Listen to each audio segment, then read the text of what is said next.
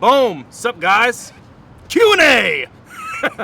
We got Illmac here. We're going to smoke a cigar and talk with y'all for a little bit. Sup? Cut this son of a bitch. Alright, we can just fucking click this off. Alrighty. So... I'm the worst with lighting cigars, by the way. So guys, a little thing we got to talk about beforehand. Summer Madness. Pause. Pause. No, not smoking a cigar. Summer Madness 7 is this weekend, and you guys don't know, Champion of the Night is doing its thing once again. But the whole difference this time is you guys are the ones raising money. So if you want to see these guys go the extra mile and try really hard at the performances, we got to get that money up super high. So right now, I think the GoFundMe has a goal of $2,000, and I think it's sitting at $1,200 right now. So if we can get it up to $2,000 by the weekend. I've heard that people will match that and get it up higher. So that's sick. Yeah. So let's. What other events have they done Champion of the Night? I missed They that. started at Survivor Series 1 in Richmond. Mr. Wavy got that. Then the next one I think was. Was that versus Twerk? He got it. Yeah. The next one was was Volume 2.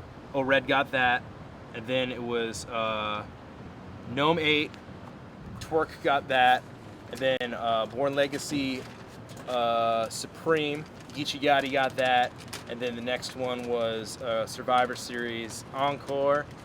Clean Paper got that. And then the last one was Initiation and Geechee Gotti. Geechee's the only one that won it twice. Going on tres? Yeah, Geechee's killing it, man. He's doing super fucking good. That's tight.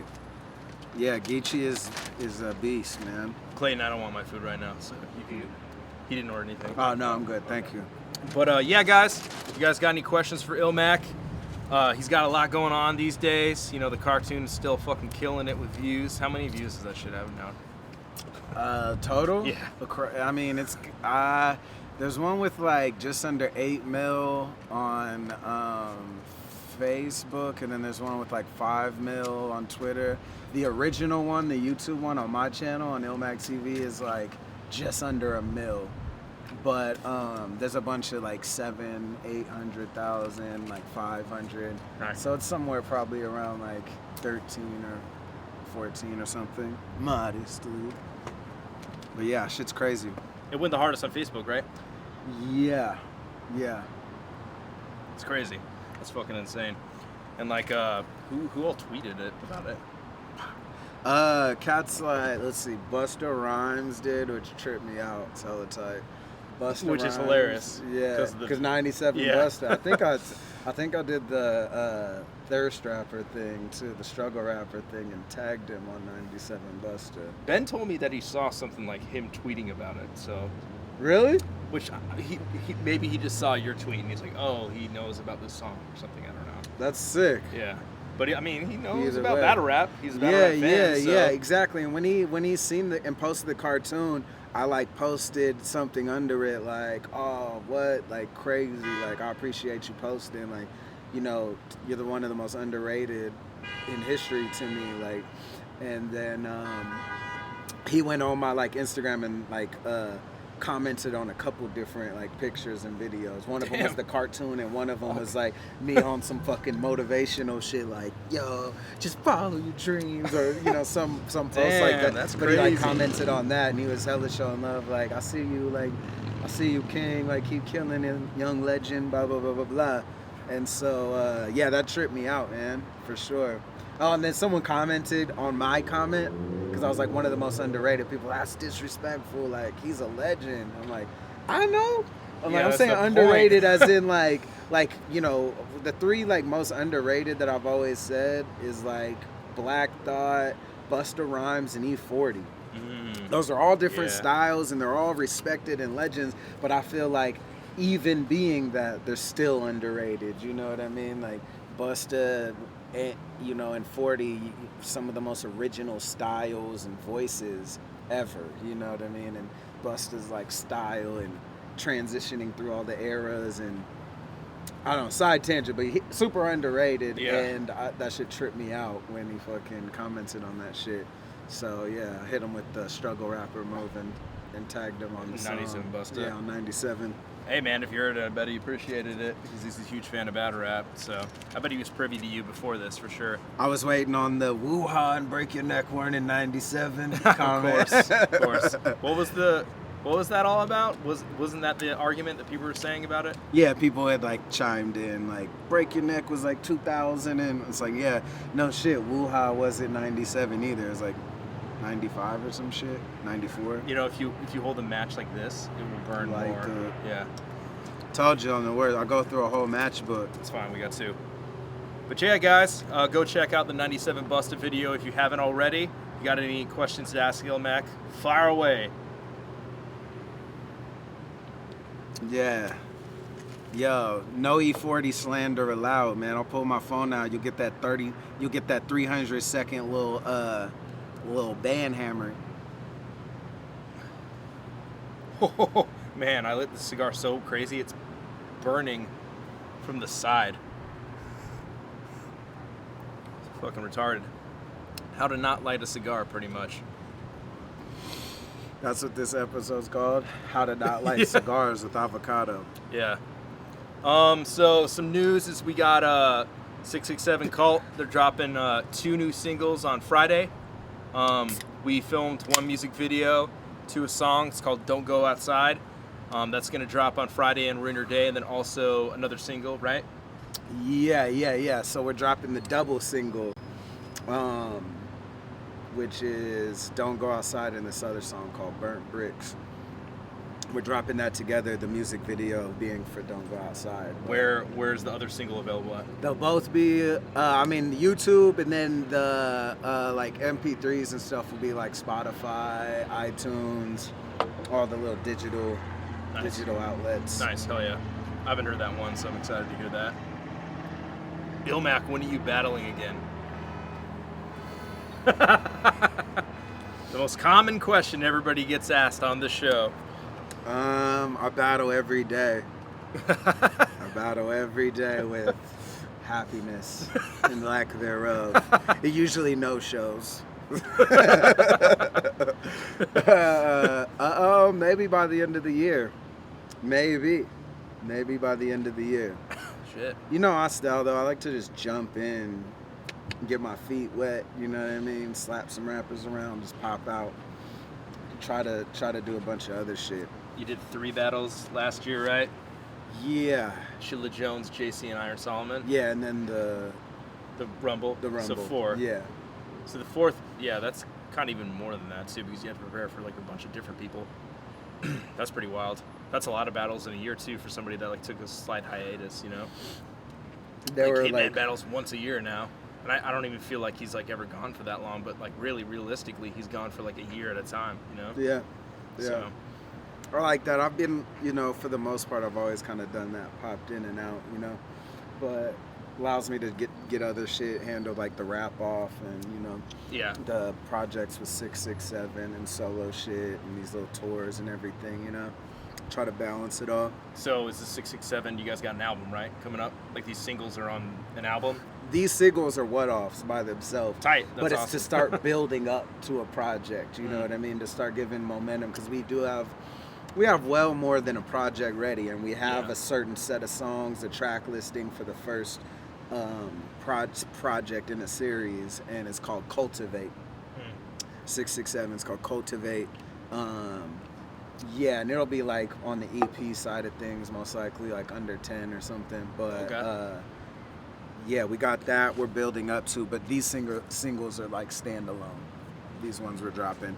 We'll drop this double single, and we'll probably drop like another 1 or 2 at least one-offs, and then we want to use the channels. Like we started a 667 like YouTube and everything, and we want to like filter some of our solo music within the crew, and like little collabs between like me and Lush or me and Bobby, little one-offs that might not make it on a project but that deserve to see the light of day, that are fire but maybe just don't make sense. We want to start maybe filtering some of those through the 667 YouTube and Spotify and stuff like that, just to get a momentum leading up to Cultivate. Yeah, to the so project. Cultivate is the big like jump off for 667. Yeah. Word. Yeah. Who, just so the people know, who is 667? Like, who's in the group?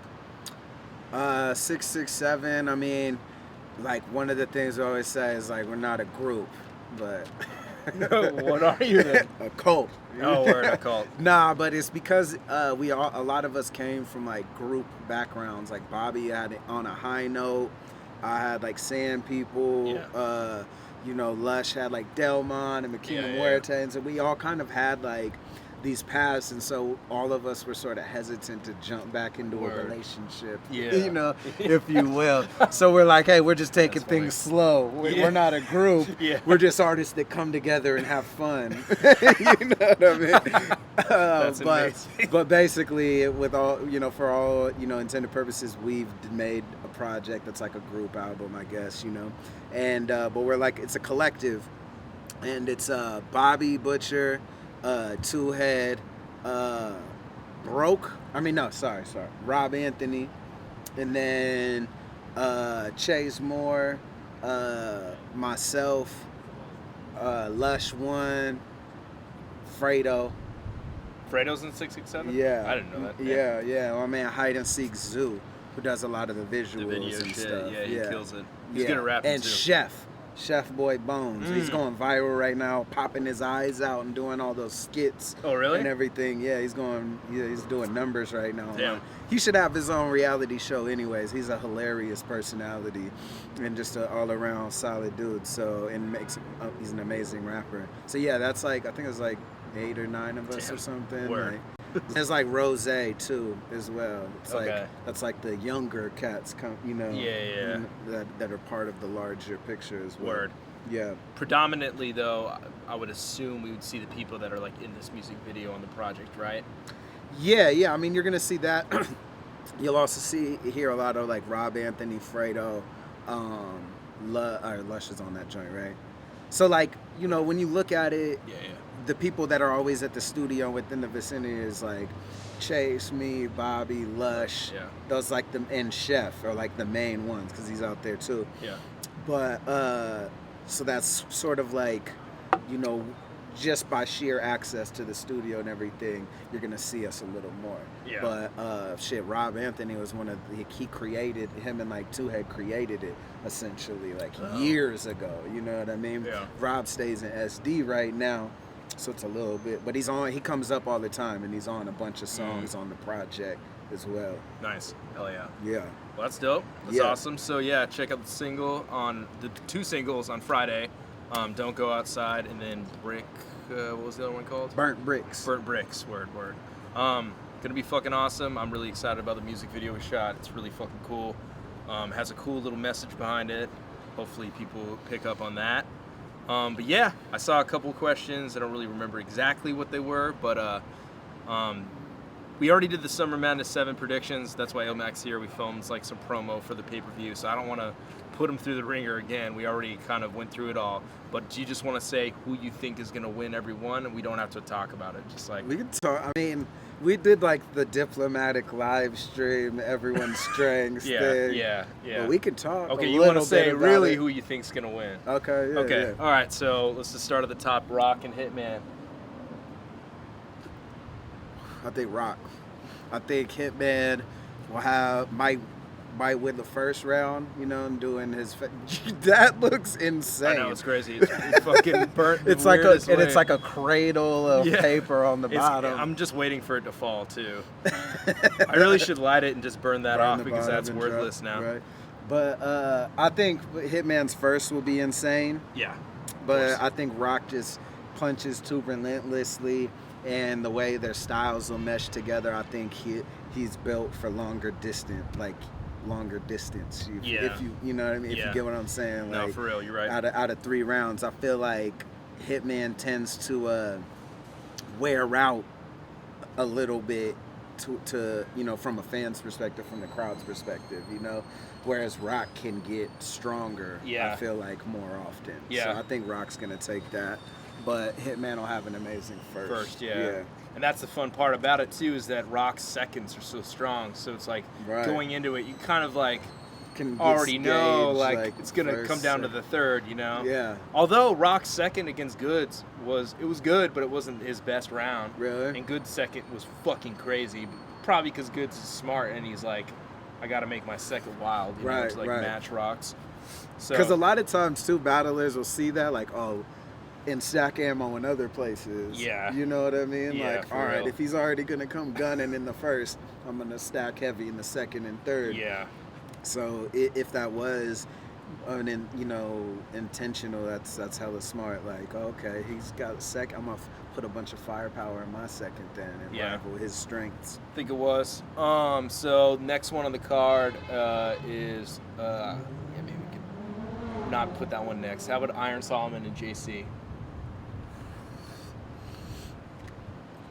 Tough one. Like we were talking about a little bit earlier in the predictions, like they both, this whole event is kind of like a lot of people needing an intersection at this intersection of Summer Madness where they're both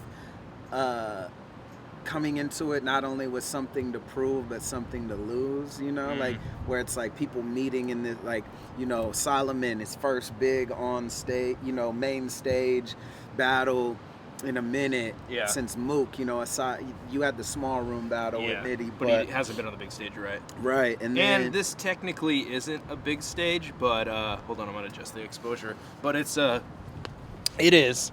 It's like a big room. Right. It's the event. It's Summer Madness. You know what I mean?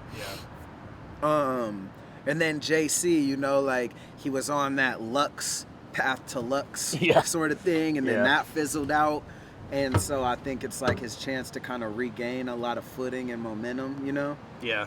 And the same thing with Solomon improving himself again, you know, a follow-up to that Nitty performance and kind of really knock that residue of Solomon Mook out of the picture and brush that off kind of with, you know, definitive momentum. Yeah. So that's a real hard one to call. I think that Solomon is gonna be received really well. I think like he's really smart. They're both really smart. You know what's funny? You've seen Rum versus Solomon, right? Right. You thought Rum won, didn't you? I think we talked about this before. But which is fine. Like Rum did insane. I think it's a debatable battle. But when Solomon first started, I was like hella nervous. Like his first couple lines, because he had that shoe flip kind of thing, and it started kind of slow. Right. And that's the thing, is like I was nervous how Solomon was going to be received, especially in like a small room, and like he'd been killing it on King of the Dot, but his last performance against Arsenal wasn't his best, and I think he battled you after that too. So it was you then Rum. So I was like, shit, you know, he just is coming off a lost Illmac, and I was like hella nervous how he was going to get received. Right. I was like, fuck, I don't think he's, like when he first started, I was like, shit. But then he killed it, you know, so it is kind of interesting, you know. But I agree with you. I think he's going to be received hella good. A lot of people. He's smart, man. Yeah, like, he's hella smart. He's always made a lot of really smart choices with his opponents and timing and everything. Even the Rum Nitty battle, like that was just smart timing. Yeah. Regardless of if it was booked prior to us or whatever, you know, it's smart timing because if it's, you know, if he goes in there and whoops on me, it's, you know, just an exclamation or, you know, a build up to boom, going and having a great performance against Nitty. It's like, damn, this fool's on a crazy run. And then, you know, if he loses, which he did against me, he knows, we all know, but there's no, you know, don't make me feel weird about it. He doesn't even think he won. No, He's talked to me about it. No, but what I'm getting at though is that he's really smart. He has a high battle IQ, and you know, to then just go and have battle of the night, you know, shortly after on that our card battle, too, which is crazy. if I'm not, that happened before our battle dropped. Yeah. So it's like any Yeah. sort of negativity because of Yeah. our battle. Yeah. Yeek! Yeah. Because of Rum Nitty small room crazy Totally. performance on Smack. Uh-huh. You know that. So he's really smart, and I think with the momentum he has, he's not one to like just, you know, we all like falter and stuff, but he's not one to set himself up for failure, which no one wants to set themselves up for failure, but he's really smart about you know, how to ascend the ladder and also how to stay there. Yeah. You know, and I think he's learned from missteps and really incorporated learning from what he's learned from, you know, mistakes of the past into his game, and it shows with performances like versus Nitty. And so I think he's just going to come in with a really solid game plan and maybe just a little bit more prepared than JC. I don't know why I feel like that, but that's like the feeling I have. I forgot who I was talking to, but they brought up an interesting point about Iron JC, where Iron was riding for Surf, and then I think it's 2 weeks it got canceled, or 3 weeks notice it got canceled because Surf, you know, backed out. He didn't back out. He canceled the battle, whatever reason he had. I'm not saying it's an invalid reason. So it's like, do you think that's harder when he was like focused on one person and then has to shift his attention to a new person, where JC's kind of like coming in fresh? Well, yeah and no, because, you know, you could argue JC's coming with a blank slate, where Iron has something to pull from indirect that'll work. punchlines. Yeah. You know, and things that he could morph, and everything as a little bit more of a foundation to start with. Yeah. You know what I mean? Yeah. So that battle's gonna be crazy. I'm really excited to see that. A lot of people were saying that it's better than the Surf Iron original matchup. I don't really know if I agree with that, but I was hella disappointed that Surf didn't have 3 rounds for Nitty after being away for so long. That was like hella disappointing to me. But regardless, I hope Surf has a swift recovery after what happened to him. That's fucking terrible.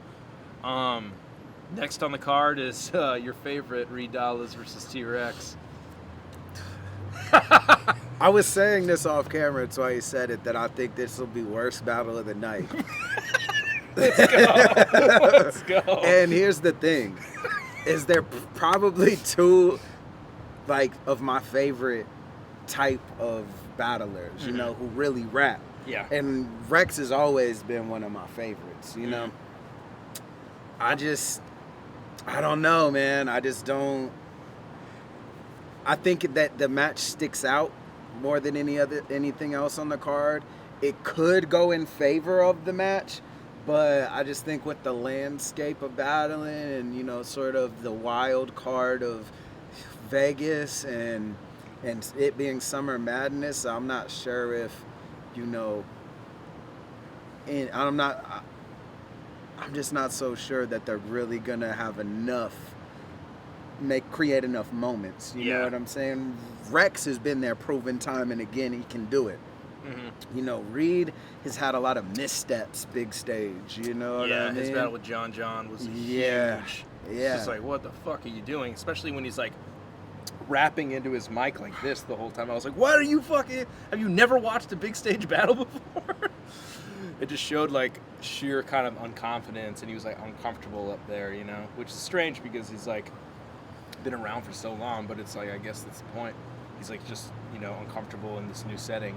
He did good against Chess, but yeah, I definitely agree with that. And I agree with the new trends in battle rap. You can't keep up with that pace. Like even doing watch sometimes, when we watch like E-Ness battles, people are like, oh, he has like a retro flow. He's like old school. And I'm just like, what do you, he's just rapping. Like, yeah, you know? Well, rapping is a foreign concept to new fans. Yeah. They're like, what's this thing where it sounds so aesthetically pleasing?